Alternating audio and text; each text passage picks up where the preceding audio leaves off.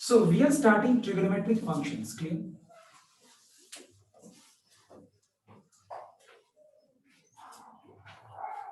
Now before starting trigonometry, this particular chapter trigonometry, see, the most important thing to understand, to know about this chapter is about angles.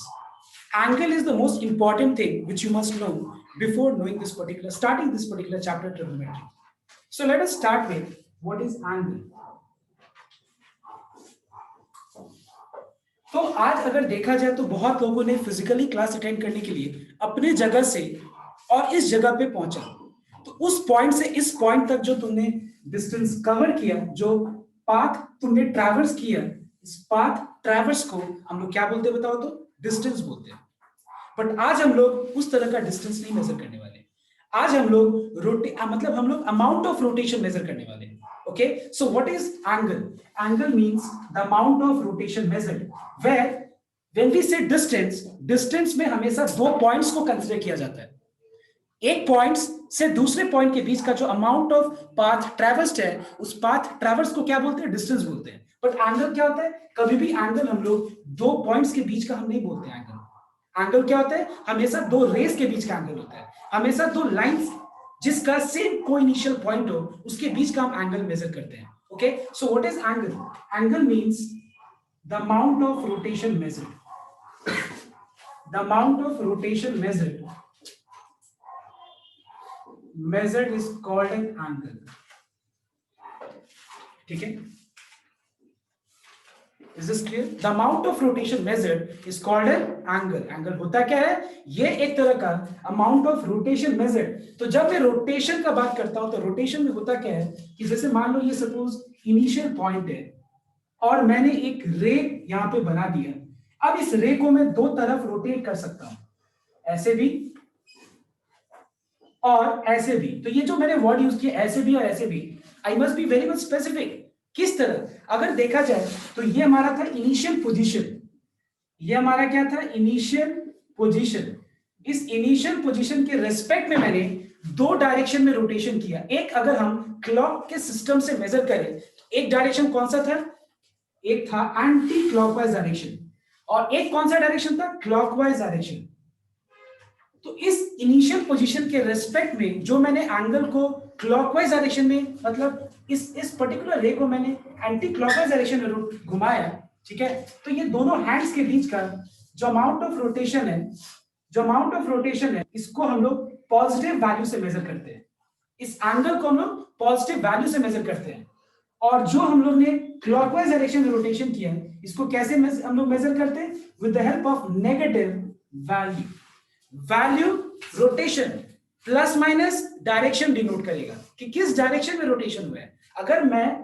अगर suppose ये जगह पे, अगर suppose मान लो मेरा position ये था और मेरे को टाई कर दिया गया था इस जगह से, और मैं पूरा इस स्ट्रिंग को स्ट्रेच करके मैं अगर इस डायरेक्शन में घूम के इस जगह पे आ गया, तो ये दोनों हैंड्स के बीच का जो अमाउंट ऑफ रोटेशन था, उस दोनों हैंड्स के बीच का जो अमाउंट ऑफ रोटेशन है वो क्या है? पॉजिटिव है। तो पॉजिटिव से क्या पता चला कि मैंने इस रे के रेस्पेक्ट में इस रे के हिसाब से रेस्पेक्ट में मैंने किस डायरेक्शन में घूमा? एंटी क्लॉकवाइज डायरेक्शन घूमा।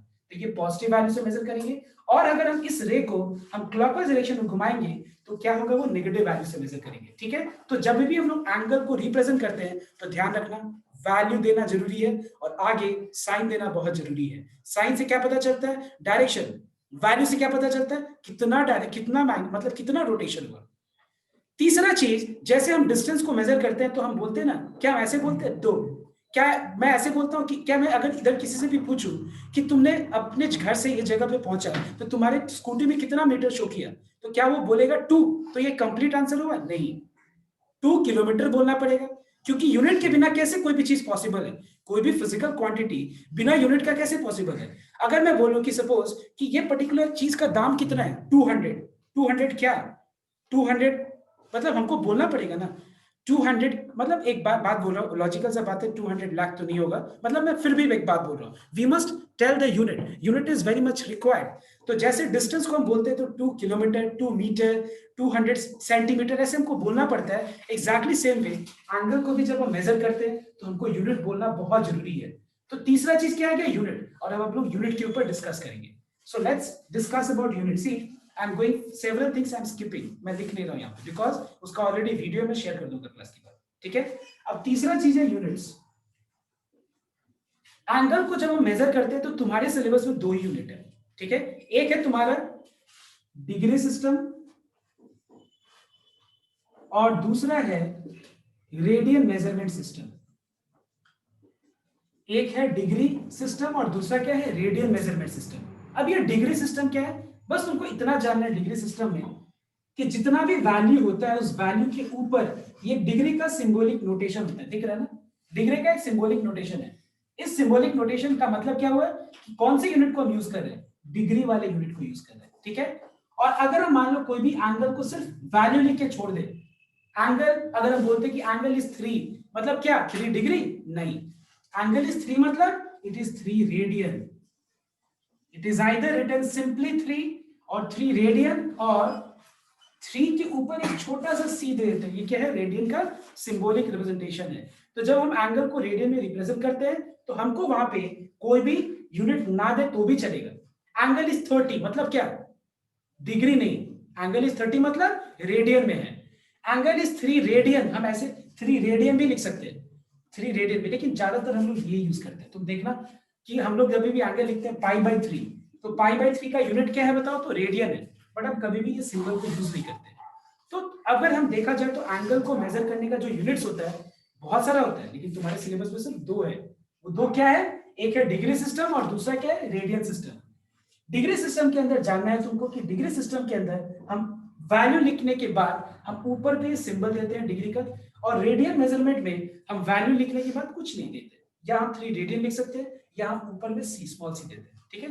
अब दूसरा चीज हमको ये जानना होगा कि जैसे मान लो अगर हम लोग जैसे डिस्टेंस जैसे मान लो 3 किलोमीटर है, तो 3 kilometer is equal to 3000 meter. How do you know this कि 3 kilometer is equal to 3000 meter, कैसे पता है तुमको, बिकॉज तुमको पता है कि 1 kilometre is equivalent to 1000 meter. Is this clear? Please don't say that 1 is equal to 1000. This doesn't make any sense. 1 is equal to 1000 कोई सेंस बनता है नहीं। 1 एक वैल्यू है, क्वांटिटी है, 1000 भी एक क्वांटिटी है। ये तब तक उसका मतलब नहीं बनेगा जब तक मैं यहाँ ना लिखूं 1 kilometer is equal to 1000 meter. तो सिमिलरली याद रखना तुम लोग कि जब डिग्री है और ये रेडियन है, ये 2 सिस्टम है, तो दोनों में रिलेशनशिप क्या है। जैसे किलोमीटर भी डिस्टेंस को मेजर करने का एक यूनिट है, मीटर भी डिस्टेंस को मेजर करने का एक यूनिट है, ठीक वैसे ही एंगल भी, डिग्री भी एंगल को मेजर करने का यूनिट है, और रेडियन भी एंगल को मेजर करने का एक यूनिट है। तो इन दोनों के बीच का रिलेशनशिप क्या है, रिलेशनशिप ये है कि पाई रेडियन, ठीक है, कितना रेडियन, पाई रेडियन कितने के बराबर होता है, 180 डिग्री के बराबर होता है, याद रखना। मतलब how much radian is equals to how much degree, how much kilometer is equals to how much meter, 1 kilometer is equal to 1000 meter. Similarly, pi radian is equals to 180 degree. Please note down. Is this clear? Now whatever board work you want to copy, you may copy down. I'm just waiting for a few minutes and you can also discuss. अभी तक का जो भी doubt है अब तुम लोग discuss कर सकते हैं, कोई प्रॉब्लम नहीं है। और मैं फिर से बोल रहा हूँ, आज जो मैंने कराया है इसका मतलब ये नहीं कि बहुत लोग अभी हम देख रहे हैं क्लास ड्रॉप हो रहा है पार्टिसिपेंट्स, ये नहीं होना चाहिए। क्लास देखो, उसके बाद मैं वीडियो भी शेयर करूंगा, वो वीडियो भी देखो और होमवर्क करो, तो देखो मजा आएगा क्लास का। और मैं क्लास लंबा नहीं रखूंगा बिकॉज डेली क्लास रखने वाला हूँ। एक दिन अगर हम लंबा क्लास दे देंगे तो होमवर्क भी ज्यादा होगा, और होमवर्क नहीं करोगे तो फिर वही प्रॉब्लम आएगा जो शुरुआत में प्रॉब्लम आएगा, because the major problem was not doing homework at all. Is this clear? So take time and copy down first. Now using this relationship, that is pi radian equals to 180 degree. Let us see few conversions. That is, number 1, how to convert any angle from degree to radian. किसी भी angle को degree से radian में convert कैसे करते हैं, let us see this first. Angle को degree से रेडियन में कन्वर्ट करने के लिए हम लोग को पता है कि 180 डिग्री पाई रेडियन के बराबर होता है, तो फिर 1 डिग्री कितने के बराबर होगा, पाई बाई 180 के बराबर होगा। It is a very simple rule. तुमसे पूछा जाए कि ऐसा अगर 5 मार्कर का दाम 30 रुपया है, 5 मार्कर का दाम अगर 30 रुपया है, तो फिर 6 मार्कर का दाम कितना होगा, 1 मार्कर का दाम निकाल लो, which is equals to 6 rupees. So 6 marker का दाम कितना हो जाएगा? 6 into 6 that is 36 rupees. So this is what we are going to do here also. अगर मान लो पाई 180 डिग्री का वैल्यू पाई के बराबर है, तो फिर 1 डिग्री कितने के बराबर होगा? Pi by 180। तो फिर हम ये बोल सकते हैं कि x डिग्री कितने के बराबर होगा? x into पाई बाय 180 के बराबर। Alright everyone. सो कहने का मतलब ये है कि अगर हम किसी भी एंगल को डिग्री से रेडियन में कन्वर्ट करना चाहते हैं तो डिग्री वाले वैल्यू में हम पाई बाय 180 मल्टीप्लाई कर देंगे। ऑलराइट। तो जैसे मान लो फॉर एग्जांपल अगर 30 डिग्री दिया हुआ है और इसको रेडियन में कन्वर्ट करना है तो इसमें हम क्या मल्टीप्लाई करेंगे? Pi by 180। ठीक है, और मल्टीप्लाई करके आंसर क्या आ जाएगा? पाई बाय 6 आ जाएगा। और एक चीज और ध्यान रखना, whenever we write any angle in radian, we don't need to write the value of pi. Don't say that the value of pi is 180 degree. No, the value of pi is not 180 degree. What is the value of pi? 22/7. तो यहाँ पे pi का value 22/7 लगाने का जरूरत नहीं है। Whenever we are writing angle in radian, clear? We can leave our answer in terms of pi only. हमको जरूरत नहीं है। तुम बोलोगे अगर करेंगे तो क्या होगा? कुछ नहीं होगा, गलत नहीं होगा। बट एक बात बताओ, जब ये चीज यहाँ पे पॉसिबल है तो हम इसको और आगे क्यों हम कॉम्प्लिकेटेड बनाएंगे पाई का वैल्यू 22/7 लगा करके? ये मैं बोलना चाह रहा हूँ। Clear? So you can leave your answer till pi only. So tell me what is the value of 60 degree radian? 60 degree को रेडियन में कन्वर्ट करो कि ये कितने के बराबर होगा रेडियन में, तो फटाफट बताना। Yes, pi by 3। Because pi by 3 pi by 180 multiply करें तो आंसर कितना हो जाएगा? पाई बाय 3 हो जाएगा। और अगर मैं ये बोलूं कि 360 डिग्री कितने के बराबर होगा? 360 डिग्री कितना रेडियन के बराबर होगा? तो आंसर क्या होगा बताओ? 2 pi. 2 pi. Is this clear? 360 degree 2 pi के बराबर होगा। समझ में आया? तो बस ये चीज हमको फॉलो करना है। एंड सिमिलरली अगर हम देखें तो किसी भी एंगल को रेडियन से अगर डिग्री में कन्वर्ट करना होगा तो ठीक इसका उल्टा करना। ठीक है, ठीक इसका उल्टा मतलब पाई होता है 180 डिग्री, तो 1 रेडियन कितना होगा? 180 बाई पाई डिग्री। तो फिर x रेडियन कितना हो जाएगा? x into 180 by pi. Alright everyone. So कहने का मतलब है कि किसी भी एंगल को रेडियन से डिग्री में कन्वर्ट करना है, उसमें 180 बाई पाई डिग्री मल्टीप्लाई करना। ठीक है, जैसे मान लो अगर हमको suppose 20 let's take pi by 4, pi by 4 radian में है, इसको क्या में कन्वर्ट करना है? डिग्री में कन्वर्ट करना है। तो फिर हम क्या मल्टीप्लाई करेंगे डिग्री में कन्वर्ट करने के लिए? बताओ तो। We will multiply pi by 4 with 180 by pi degree. Answer क्या है? 45 डिग्री। क्लियर? बहुत लोग ऐसे भी समझते हैं इसको। हमको पता है कि पाई की जगह डायरेक्ट 180 डिग्री लगा देते, तो 180 बाय 4 कितना हो जाएगा? 45। एक्चुअली ये अपने आप को समझाने के लिए तुम लोग यूज कर सकते हैं, but actually don't give this as a logical reason कि ऐसा होता है। नहीं होगा, बिल्कुल नहीं होगा। क्यों? देखो, क्योंकि अगर मान लो हाफ रेडियन है और मैं अब तुमको बोलूं कि इसको रेडियन में कन्वर्ट करो, तो तुम बोलेगा सर होगा ही नहीं पॉसिबल, क्योंकि यहाँ पे पाई नहीं है, तो हम पाई की जगह कहाँ 180 डिग्री रिप्लेस करेंगे? नहीं। देखो होता क्या है, देखो ध्यान से नोट करना। पाई बाय 4 में जब हम 180 बाय पाई मल्टीप्लाई करेंगे तो पाई पाई कैंसिल हो जाता है और फिर न्यूमरेटर में क्या आ जाता है? 180 बाय 4। देखो 180 आ जाता है। तो इससे लगता है क्या बहुत लोगों को कि पाई की जगह पे हम 180 रिप्लेस कर देते हैं, बट ऐसा होता नहीं एक्चुअली, क्योंकि वो कैंसिल हो जाता है तो 180 आ जाता है। बात समझ में आया तो सब कोई? Okay, so you must know the reason, but yes करने के लिए घर पे या खुद के प्रैक्टिस के लिए 180 बाय 4 डायरेक्ट कर सकते हैं। लेकिन ऐसा किसी को बोलना मत। मतलब मान लो कोई एंट्रेंस एग्जामिनेशन में या कहीं मल्टीपल चॉइस क्वेश्चन है, तुमसे कोई पूछे कि पाई का वैल्यू क्या है, तो ये मत बोलना कि पाई का वैल्यू 180 डिग्री है। समझ में? 1 किलोमीटर का वैल्यू क्या है अगर हम पूछे तो तुम बोलोगे 1000 मीटर है। कोई लॉजिक बनता है ये? 1 किलोमीटर का वैल्यू क्या है? अरे 1 किलोमीटर तो खुद ही वैल्यू है। 200 रुपए का वैल्यू क्या है? 200 रुपए तो खुद ही वैल्यू है। वो तो एक पर्टिकुलर कमोडिटी का वैल्यू को मेजर करता है। बात समझ में है? तो difference. So that's why pi is itself a value whose value is equal to 22/7 approx value, but pi is equivalent to how much degree? That is equal to 180 degree. Now this is correct. क्या करते हैं हम लोग convert करने के लिए किसी भी एंगल को रेडियन से डिग्री में? 180 बाय पाई। लेकिन हम ऐसा शॉर्टकट के तौर पे हम इसको यूज कर सकते हैं कि अगर पाई बाय 4 है तो पाई के जगह पे 180 रिप्लेस कर दो और 180 बाय 4 45 डिग्री आ जाए। समझ में आ सबको को? नेक्स्ट, अगर तुमसे पूछा जाए कि पाई बाय 3 कितना डिग्री के बराबर है, फटाफट बताओ। Yes, 60 degree. Very good. So it is 60 degree. That is 180 by 3 is how much? 60 degree. All right, everyone. So ये हम लोगों ने कन्वर्जन देखा। अब हम लोग डायरेक्ट क्या करेंगे? ट्रिग्नोमेट्रिक फंक्शंस का मैं फॉर्मूला देता हूँ और हम लोग आज देखेंगे कि कैसे हम लोग मतलब हम इसके ऊपर सम्स थोड़ा बहुत बताएंगे, ठीक है। तो एक बार फटाफट इस चीज को कॉपी कर लो और इसका डिटेल वीडियो मैं भेजूंगा। मैं फिर से रिपीट कर रहा हूँ जो लोग ने ज्वाइन किया अभी। Now see everyone, now I'm going to give you the formula. Now see the derivation of the formula I'm going to teach you right now in this class, because I'm saying we won't be able to complete the syllabus on time. I'll just say the necessary things जो चाहिए यहाँ पे, clear? So everyone write down the formula first. So अभी तक हम लोग ने एक चीज देखा है, रेडियन से डिग्री कन्वर्जन और डिग्री से रेडियन कन्वर्जन। अब दूसरा चीज हम लोग देखेंगे फॉर्मूला, ठीक है। क्या है पहला formula? Sine square theta plus cos square theta equals to 1। Now इससे पहले तुम लोग को मैं ये बता दूं थोड़ा सा ब्रीफ में कि देखो मैथमेटिक्स में ट्रिग्नोमेट्री में टोटल जो है 6 ट्रिग्नोमेट्रिक फंक्शंस होता है। कितना होता है? 6 ट्रिग्नोमेट्रिक फंक्शंस। और ये सब ना हमको ये सब सारे टूल्स हैं। ट्रिग्नोमेट्री चैप्टर ये सारे टूल्स हमको प्रोवाइड करते हैं, जिससे देखो एट अ टाइम अगर तुम ध्यान से नोट करो तो ये टूल्स का क्या फायदा है, तुम ध्यान से नोट करना। देखना तुमको ये चीज बहुत बढ़िया से वीडियो क्लास में मिल जाएगी, बहुत बढ़िया से एक्सप्लेन किया होगा। अगर तुम ध्यान से नोट करो तो एक राइट एंगल ट्रायंगल में का मतलब क्या होता है? जिसका एक एंगल 90 डिग्री होता है और उस 90 डिग्री के जो ऑपोजिट वाला जो साइड है इसको हम लोग बोलते हैं हाइपोटेन्यूज, ठीक है। और ये होता है सबसे longest side right angle triangle का, ठीक है। तुम क्लास 10 में पढ़ाई होगा, and side opposite to the greatest angle is the longest that you have scene.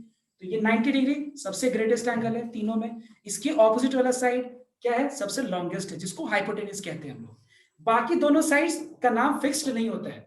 ये मत बोलो कि ये परपेंडिकुलर है, ये बेस है, ठीक है। परपेंडिकुलर बेस वैरी करता है, किसके ऊपर डिपेंड करता है बताओ तो? ध्यान देने पर। अब देखो ध्यान से, ट्रिगोनोमेट्री जो है ये एक्चुअली एक तरह का टूल्स है जिसको यूज करके हम लोग मेजर करते हैं। क्या? बहुत दूरी का चीज को मेजर करते हैं। डिस्टेंट ऑब्जेक्ट्स का डिस्टेंस को मेजर कर सकते हैं। डिस्टेंट ऑब्जेक्ट को जैसे मान लो यहाँ पे मैं बैठा हूँ और मुझे टॉप ऑफ द टावर पे अगर मुझे कोई चीज देखा तो मैं अगर मुझे मान लो उसका angle of elevation, you know elevation का मतलब क्या होता है? कोई भी चीज को अगर हम लाइन ऑफ पैरेलल जो लाइन है उससे अगर हम देखेंगे ऊपर तो वो बनता है एंगल ऑफ एलिवेशन, और वो पैरेलल लाइन से अगर हम नीचे देखेंगे तो एंगल ऑफ डिप्रेशन बनता है। तो अगर हमको ये एंगल निकालना हो तो हम बिना मतलब कोई मेजरमेंट इंस्ट्रूमेंट टूल्स यूज किए हुए हम डायरेक्ट ट्रिग्नोमेट्री का कांसेप्ट को यूज करके निकाल सकते हैं। या अगर देखो तो नेविगेशन टेक्निक जो होता है या बहुत सारे जो चीज है स्पेस रिसर्च सेंटर पे या बहुत सारा चीजें जैसे शिपिंग में नेविगेशन के लिए, ये सारा चीजों में ट्रिग्नोमेट्री का वाइडली एप्लीकेशन है, बहुत वाइड एप्लीकेशन है अगर देखा जाए तो इसको हमको पहले तो जानना पड़ेगा ना क्या है। तो देखो ये टूल्स ऐसा है ट्रिग्नोमेट्री जो एट अ टाइम एक एंगल को, देखो एक एंगल को और दो साइड्स को रिलेट कर रहे हैं। कौन से दो साइड्स को? ये एंगल है रेफरेंस एंगल। अगर मान लो ये रेफरेंस एंगल यहां पे लोकेटेड है, ठीक है, तो इसके ऑपोजिट वाला साइड हो जाएगा परपेंडिकुलर और ये बच जाएगा बेस। और अगर वो रेफरेंस एंगल यहां पे प्रेजेंट है, ये वाला एक्यूट एंगल है, तो ये हो जाएगा परपेंडिकुलर और ये हो जाएगा बेस, ठीक है। सो याद रखना साइन ऑफ एन एंगल, जहां पे साइन और थीटा का ये प्रोडक्ट नहीं है साइन थीटा, ठीक है ना। Don't think that x y को साथ में लिख दिया, एक्स वाई हो गया और इसका मतलब एक्स इंटू वाई होता है। तो ये मत सोचना तुम लोग कि साइन थीटा का मतलब होता है साइन इंटू थीटा। ये एक्चुअली ये कंसेप्ट ही क्लियर नहीं है बहुत लोगों का क्लास 10 में। याद रखना ये बहुत लोगों का कंसेप्ट ही क्लियर नहीं है क्लास 10 में। साइन थीटा को बहुत लोग क्या सोचता है? Sine into theta. बहुत लोग क्या सोचते हैं कि sine 30 degree plus sine 45 degree is equal to sine of 30 plus 45। These are, I mean, mistakes. These are basic mistakes. Please don't commit this mistake. Let me first focus on these areas. कि ये mistake है, इसको कभी भी commit मत करना। Trigonometry का एक सम ना हो कोई दिक्कत नहीं है, लेकिन ये मिस्टेक मत कमिट करना। ये नहीं होना चाहिए मिस्टेक, याद रखना। तो ये कब नहीं होगा बताओ तो? जब तुम्हारा ये कंसेप्ट क्लियर होगा। तो क्या कि sine theta is not sine into theta. Mathematics में साइन थीटा एक कंप्लीट मीनिंग फॉर्म होता है, जहां पे थीटा एंगल है लेकिन साइन थीटा ये कंप्लीट है। मैथमेटिक्स में साइन बोल के कुछ होता ही नहीं है, ठीक है। साइन फंक्शन है, लेकिन मैथमेटिकली क्या वो साइन एंगल के साथ ही एग्जिस्ट करता है। कौन से एंगल के साथ एग्जिस्ट करता है? Acute angle of right angle triangle. कोई और एंगल हो सकता है? डेफिनेटली हो सकता है। हम लोग आस्ते आस्ते करके आगे बढ़ेंगे। फिलहाल अभी हम लोग ये जानेंगे कि ये एक्यूट एंगल यहां प्रेजेंट है साइन का एक्यूट एंगल, तो फिर इसकी ऑपोजिट वाला साइड परपेंडिकुलर हो जाएगा, ये बेस हो जाएगा, और हाइपोटेन्यूज क्या होता है, फिक्स साइड होता है, ठीक है ना। अब देखो, तो साइन थीटा मतलब साइन इंटू थीटा नहीं होता है, क्लियर हो गया। और साइन थीटा क्या होता है, it is the ratio of perpendicular by hypotenuse. देखो ये फंक्शन कितना बेहतरीन है कि तुम क्लास 10 में अगर, या अभी तक जो भी चीज तुम लोगों ने देखा होगा, तो ये ऐसा फंक्शन एक बार में एंगल को और साइड को कभी रिलेट नहीं करता है। क्लास 10 में जो भी तुम लोग ज्योमेट्री पढ़ा होगा, वहां पे कोई भी ऐसा चैप्टर था जहां पे एंगल और साइड्स का रिलेशनशिप हो, कभी नहीं होता। लेकिन ट्रिग्नोमेट्री ऐसा प्रोवाइड करता है रिलेशनशिप, क्या कि देखो एंगल और साइड्स को रिलेट कर रहा है। सो साइन थीटा का आउटकम क्या होता है, आउटपुट क्या होता है, सिर्फ कोई भी चीज कंप्यूटर में इनपुट डालते हैं तो उससे आउटपुट कुछ मिलता है ना। तो साइन में अगर हम एंगल इनपुट करेंगे तो ये जो आंसर मिलेगा क्या होगा, वो उस particular triangle, right angle triangle का परपेंडिकुलर और हाइपोटेन्यूज का रेशियो बताएगा ये, ठीक है, समझ में। वैसे ही cos थीटा किसका रेशियो बताएगा, बेस और हाइपोटेन्यूज का। tan थीटा किसका रेशियो बताएगा, परपेंडिकुलर और बेस का। और बाकी जो तीन होता है वो इसका रेसिप्रोकल रेशियोज होता है, मतलब cosec थीटा होता है इसका रेसिप्रोकल। देखो मैं एकदम सिंपल भाषा में समझा रहा हूँ, कोई ज्यादा टेक्निकल, कोई ज्यादा, एकदम जो तुम लोग समझ पाओगे। उसके बाद cot थीटा हो गया तुम्हारा इसका रेसिप्रोकल, रेसिप्रोकल उल्टा, जैसे ये है इसका उल्टा यहाँ लिखते हैं, देखो इसका रेसिप्रोकल, इसका रेसिप्रोकल। तो ये हम लोग इसको ट्रिग्नोमेट्रिक रेशियोज भी बोलते हैं, ट्रिग्नोमेट्रिक फंक्शंस भी बोलते हैं। मैं अपने भाषा में इसको टूल्स बोलता हूँ, क्योंकि ट्रिग्नोमेट्री ने ऐसा टूल्स प्रोवाइड किया जिसको यूज करके हम लोग किसी भी राइट एंगल ट्रायंगल का एंगल और साइड्स का प्रॉब्लम को हम लोग मेजर कर सकते हैं, ठीक है, समझ में आया। तो बात, अब हम लोग फॉर्मूला पे आते हैं। तो फॉर्मूला में पहला फॉर्मूला है sin square theta plus cos square theta equals to 1। कैसे, वो तुमको वीडियो में देखना, अच्छे से मिल जाएगा। Next number 2, sec square theta minus tan square theta is equals to 1। और तीसरा cosec square theta minus cot square theta is equals to 1। इसी अगर हम फॉर्मूला को, टर्म्स को अगर हम शिफ्ट करें इधर उधर, जैसे कि 1 minus cos square theta is sin square theta, I hope you are understanding. 1 minus cos square theta is sin square theta. तो इस तरह से हम लोग अलग अलग फॉर्मूलाज बना सकते हैं। जैसे यहां से क्या क्या हम फॉर्मूला बना सकते हैं, sec square theta minus 1 equals to tan square theta, 1 plus tan square theta equals to sec square theta. तो इस तरह का हम लोग फॉर्मूला बना सकते हैं, समझ में आया। तो लेकिन वो फॉर्मूला कुछ और नहीं है, इसी से डिराइव किया हुआ फॉर्मूला, इसी से डिराइव किया हुआ फॉर्मूला। जैसे कि x minus y equals to 2 लिखो, या x equals to y plus 2 लिखो, बात तो बराबर है ना। तो सेम वही चीज हम लोग इसे डिराइव कर सकते हैं फॉर्मूला से। ओके, नेक्स्ट, उसके बाद हम लोग देख रहे हैं कि नंबर 3 कि बहुत सारा रेशियोज रेसिप्रोकल है। देखो, तो हम ये बोल सकते हैं कि sin theta is equal to 1 by cosec theta, and similarly cosec theta is 1 by sin theta, tan theta is equal to 1 by cot theta, and cot theta is 1 by tan theta, cos theta is 1 by sec theta, and similarly sec theta is equal to 1 by cos theta। का मतलब क्या हुआ, मतलब ये हुआ कि अगर sin theta का आंसर हाफ है तो फिर cosec theta का आंसर क्या हो जाएगा, इसका रेसिप्रोकल कर दो, दैट्स ऑल। ओके, उसके बाद तुमको ये जानना यहाँ पे एक और चीज जरूरी है, वो ये कि tan theta जो होता है वो sin theta और cos theta का जो रेशियो होता है, देखो sin theta का और cos theta का रेशियो को अगर हम डिवाइड कर दे, दोनों का अगर हम रेशियो को डिवाइड कर दे तो फिर देखो कट के क्या बच जाएगा, p बाई b बच जाएगा। Did you get my point everyone. देखो अगर हम sin थीटा का और cos थीटा को डिवाइड कर दे, देखो p by h by b by h, तो देखो क्या आता है, p बाई b बनता है कि नहीं, देखो। So we are finding that tan theta is sin theta by cos theta, and number 5 cot theta is cos theta by sin theta. ये तो हो गया रेसिप्रोकल रेशियो। रेशियो क्योंकि रेसिप्रोकल है, इसको यूज करके हम लोगों ने ये सारा रिलेशनशिप डिराइव किया, ये सारा हम लोगों ने रिलेशनशिप डिराइव किया। अब एक और चीज ध्यान देना, ये जो एंगल्स है ना, ये angles, do you agree that these two angles are complementary. अभी मैंने क्या किया, रेशियो को लेकर के हम लोग ने रिलेशनशिप ये सब डिराइव किया। अब तुम ध्यान से नोट करो, हम लोग क्या देख रहे हैं कि ये दोनों एंगल्स एक दूसरे से कंप्लीमेंट्री है एक दूसरे का। मतलब अगर ये थीटा है तो ये एंगल क्या होगा बता सकते हो, 90 माइनस थीटा। 90 minus theta. तो ये अगर 90 माइनस थीटा होगा तो एक बात बताना तुम लोग मुझे, साइन थीटा का वैल्यू पता है, साइन थीटा अगर मेजर करोगे तुम लोग वो, और अगर तुम कॉस ऑफ उस एंगल का कंप्लीमेंट्री मेजर करो तो पता है दोनों का आंसर सेम है।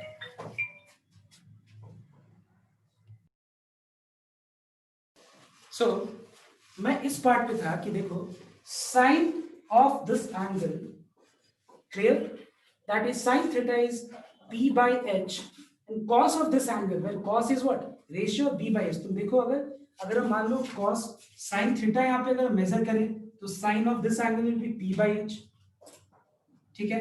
और अगर हम मान लो यहाँ पे cos 90 minus थीटा अगर हम ये एंगल को लेके मेजर करें cos का फंक्शन, तो फिर बेस क्या हो जाएगा बताओ तो, ये परपेंडिकुलर हो जाएगा, ये बेस हो जाएगा। तुम ये साइन से मत कंफ्यूज होना, लॉजिक पे जाओ, ये एंगल है तो ये परपेंडिकुलर, ये बेस, ठीक है। तो cos क्या होता है, रेशियो बेस बाय हाइपोटेन्यूज, तो b बाय h, देखो दोनों का, सॉरी p बाय h, तो दोनों का आंसर सेम आएगा।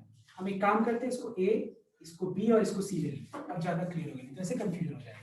sin थीटा क्या होता है, p बाय h, p क्या है ab बाय, और h क्या है ac।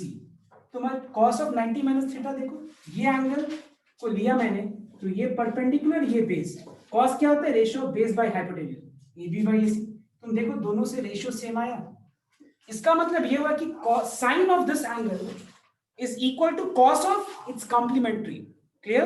का मतलब ये हुआ कि अगर मान लो हम लोग सपोज साइन 30 डिग्री का वैल्यू मेजर करेंगे, वैल्यू निकालेंगे, जो रेशियो आएगा वो किसके बराबर होगा कॉस का, बताओ सबको, 60 के बराबर, 60 डिग्री, बिकॉज 30 का कॉम्प्लीमेंट्री 60 होता है, और साइन और कॉस का कॉम्प्लीमेंट्री एंगल्स का रेशियो सेम होता है। और किसका सेम होता है बताओ तो, tan का होता है और cot का सेम होता है। और किसका सेम होता है बताओगे, sec और cosec का सेम होता है। Is this clear to you all, everyone? So these are the basic concepts जो कि क्लास 10 में पढ़ा है तुम लोग। अब हम एक और चीज बता दे, फटाफट एक बार ये चीज को कॉपी करना है, जो लोग एकदम नए हैं वो लोग कॉपी कर सकते हैं, जो लोगों के पास ऑलरेडी है